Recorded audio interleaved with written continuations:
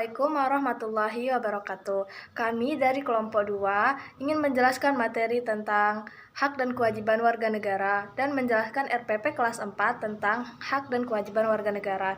Saya Indira Harahap selaku moderator dan rekan-rekan saya pemateri yaitu Gede Liska, Nadia Iriska, Nur Fadila, Ikomang Adi Jayaputra, dan Muhammad Syaidin Ali. Pertama-tama, saya akan menjelaskan materi RPP kelas 4 tentang hak dan kewajiban warga negara. Baik, di sini saya akan menjelaskan RPP kelas 4 materi tentang hak dan kewajiban warga negara. Yang pertama ada kompetensi dasar, yaitu ada 3, menjunjung tinggi hak dan kewajiban negara. Lalu yang kedua, menerima dan menjalankan ajaran agama yang dianutnya. Yang ketiga, memiliki perilaku jujur, disiplin, tanggung jawab, santun, peduli, dan percaya diri dalam berinteraksi terhadap hak dan kewajiban warga negara. Tujuan pembelajarannya ada 2. Yang pertama, agar anak mengetahui apa saja hak dan kewajiban sebagai warga negara. Yang kedua, agar anak menghargai suatu hak dan kewajiban warga negara. Indikatornya yaitu menjelaskan betapa pentingnya melaksanakan hak dan kewajiban sebagai warga negara yang baik. Lalu ada bekerja sama dalam melaksanakan hak dan kewajiban. Kegiatannya yang pertama ada pendahuluan yang diisi dengan yang pertama, kelas dibuka dengan salam, menanyakan kabar, dan mengecek kehadiran siswa. Yang kedua, kelas dilanjutkan dengan doa dipimpin oleh salah satu siswa. Yang ketiga, siswa difasilitasi untuk bertanya jawab, pentingnya mengawali setiap kegiatan dengan doa. Selain berdoa, guru dapat memberikan penguatan tentang sikap syukur. Yang keempat, siswa diminta memeriksa kerapihan diri dan kebersihan kelas. Yang kelima, siswa memperhatikan penjelasan guru tentang tujuan, manfaat, dan aktivitas pembelajaran yang akan dilakukan. Dan yang keenam, siswa menyimak penjelasan guru tentang pentingnya sikap disiplin yang akan dikembangkan dalam pembelajaran. Yang ketujuh, siswa diajak menyanyikan lagu daerah setempat untuk menyegarkan suasana kembali. Di sini dalam alokasi waktunya kita beri 10 menit. Lalu kita masuk ke dalam kegiatan inti. Pada kegiatan ini, siswa diberikan materi tentang hak dan kewajiban warga negara antara lain hak legal dan hak moral. Hak legal didasarkan atas salah satu bentuk hukum. Hak legal lebih banyak membahas mengenai hukum atau sosial. Misalnya mengeluarkan peraturan bahwa setiap veteran memperoleh tunjangan bulanan. Lalu ada hak positif dan hak negatif. Hak positif memiliki sifat positif pada seseorang merasa berhak mendapatkan atau melakukan sesuatu, misalnya hak pendidikan, pelayanan, dan kesehatan. Hak negatif sesuatu bersifat kesehatan. Hak negatif bersifat negatif yang berarti seseorang bebas melakukan atau memiliki sesuatu dan orang lain tidak boleh menghindarkan atau menghilangkan hak tersebut. Lalu ada hak khusus dan hak hukum, hak individu dan hak sosial. Dalam setiap hak manusia bisa melontar pendapatnya masing-masing. Akan hal hak. Adanya hak dan kewajiban warga negara mempermudah kita lebih tertib ke depannya. Lalu di sini kita beri waktu 30 menit. Dan ada ayo berlatih. Siswa menuliskan pengalaman pribadi mengenai pelaksanaan hak dan kewajiban sebagai warga negara. Lalu ada siswa dilatih atau diberi ajaran oleh guru akan pentingnya sebagai rakyat Indonesia, apa itu hak dan kewajiban sebagai warga negara. Siswa berhak menyuarakan pendapatnya terhadap guru yang mengajar. Dengan adanya tanya jawab, maka akan menghidupkan suasana kelas. Ayo mengamati.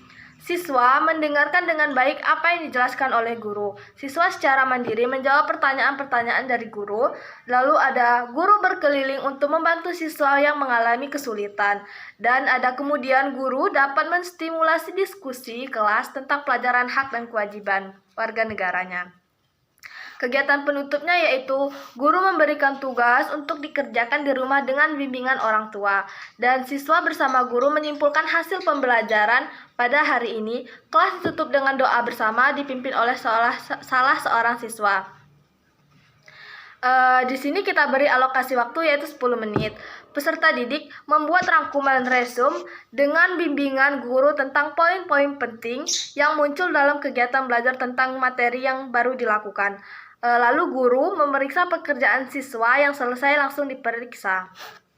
Lalu selanjutnya kami akan melanjutkan materi selanjutnya yang akan dibacakan atau dijelaskan oleh pemateri Gede Liska. Assalamualaikum warahmatullahi wabarakatuh. Perkenalkan, nama saya Gede Liska. Di sini saya dari kelompok 2 menjelaskan materi hak dan kewajiban secara umum. Nah, setiap orang memiliki hak dan kewajiban tentunya. Nah, setiap orang memiliki hak yang diatur oleh undang-undang maupun hak yang ditentukan oleh diri mereka sendiri.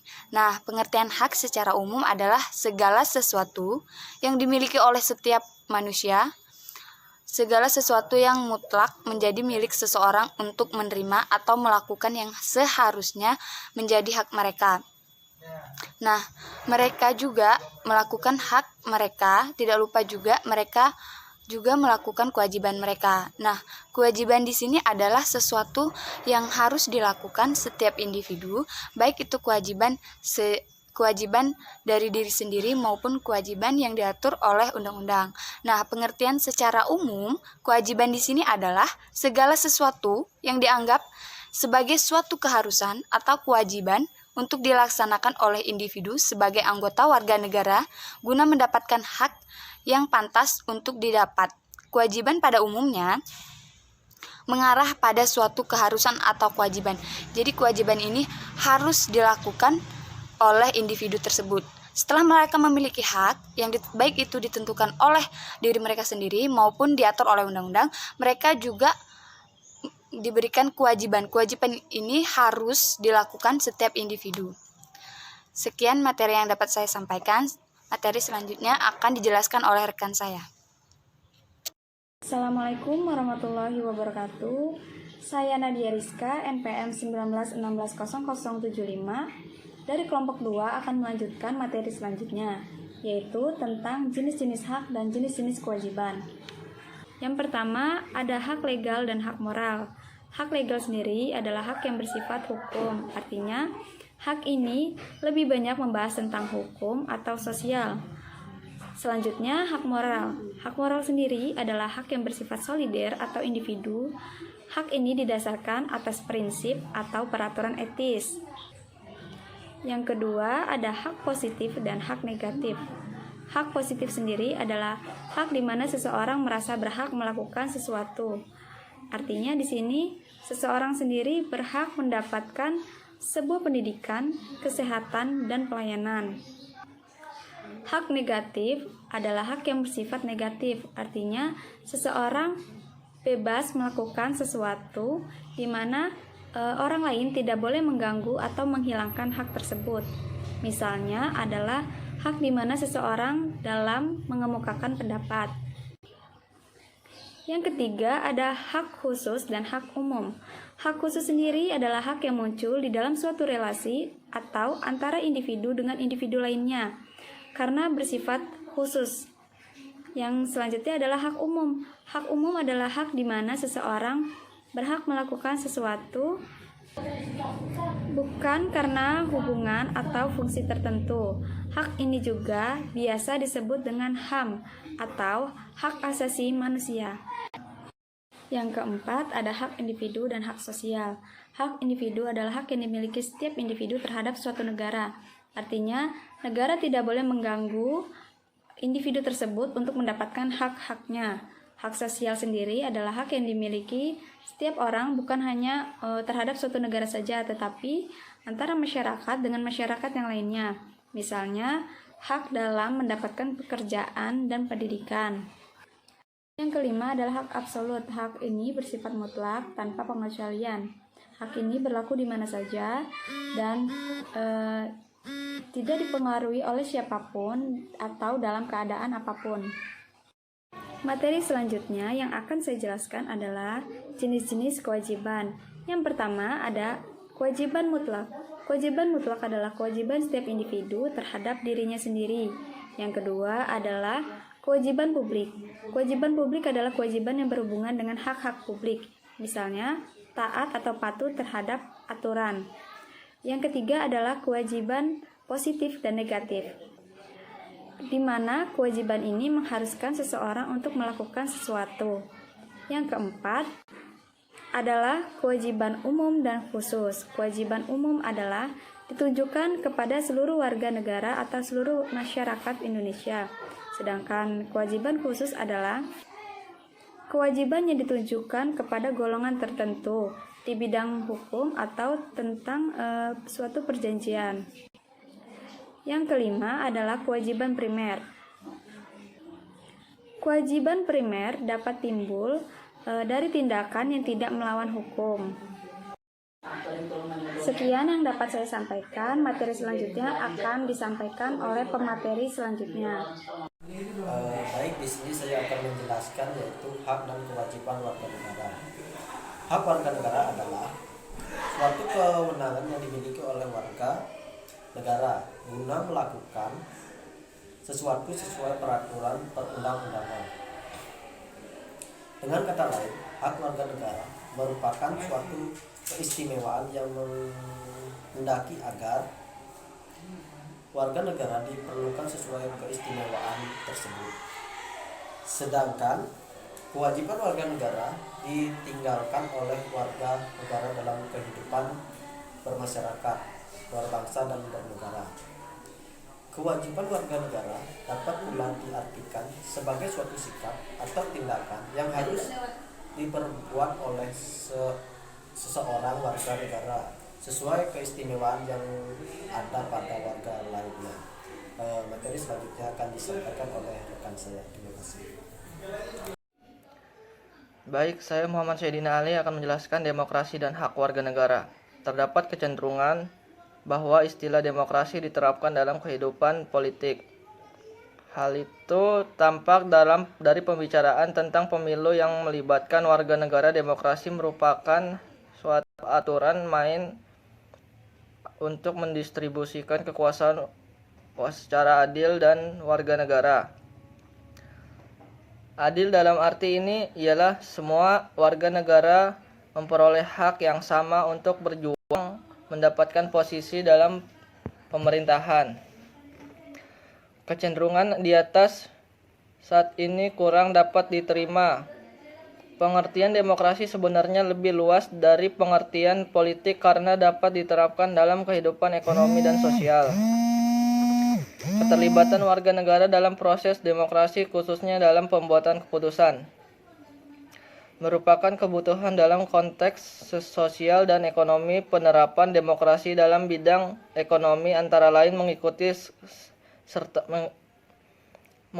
sertakan warga negara khususnya pekerja dalam pengambilan keputusan yang berkaitan dengan kemajuan perusahaan dan keterlibatan pekerja dan dalam proses produksi, keamanan dan kesejahteraan dalam perusahaan.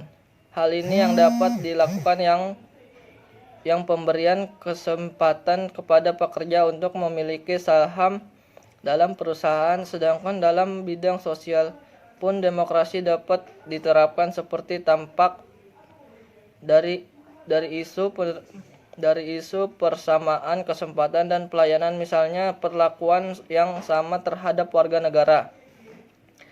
Dari paparan di atas, nyatalah bahwa tuntunan penerapan demokrasi dalam berbagai bidang kehidupan amat relevan dengan eksistensi warga negara sebagai makhluk sosial. Artinya warga negara akan membutuhkan warga lain dalam mengembangkan kehidupannya. 14. Jadi demokrasi dan HAM maupun hak dan kewajiban warga negara merupakan dua hal yang saling terkait.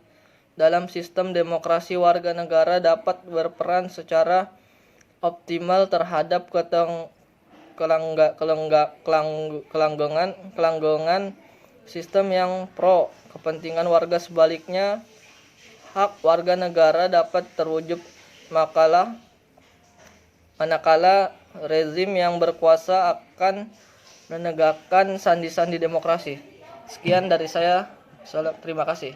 Assalamualaikum warahmatullahi wabarakatuh. Di sini saya akan menjelaskan materi terakhir dari kelompok kami, yakni hak dan kewajiban warga negara dalam era otonomi daerah. Nah, di sini pemerintah mempunyai tanggung jawab untuk mensejahterakan dan memberi keadilan terhadap masyarakatnya. Nah, masyarakat juga memiliki hak dan kewajiban yang sudah ditetapkan oleh pemerintah. Dan masyarakat juga wajib mengikuti peraturan-peraturan yang dibuat oleh pemerintah dalam upaya untuk mensejahterakan masyarakat yang ada di suatu negara tersebut. Nah, pemerintah juga memiliki hak untuk mengatur dan mensejahterakan, mewujudkan keadilan bagi masyarakatnya. Begitupun masyarakat memiliki hak untuk kesejahteraan mereka. Sekian presentasi dari saya. Apabila salah kata, saya akhiri. Wassalamualaikum warahmatullahi wabarakatuh. Sekian presentasi dari kelompok kami. Apabila ada salah kata, kami mohon maaf. Wassalamualaikum warahmatullahi wabarakatuh.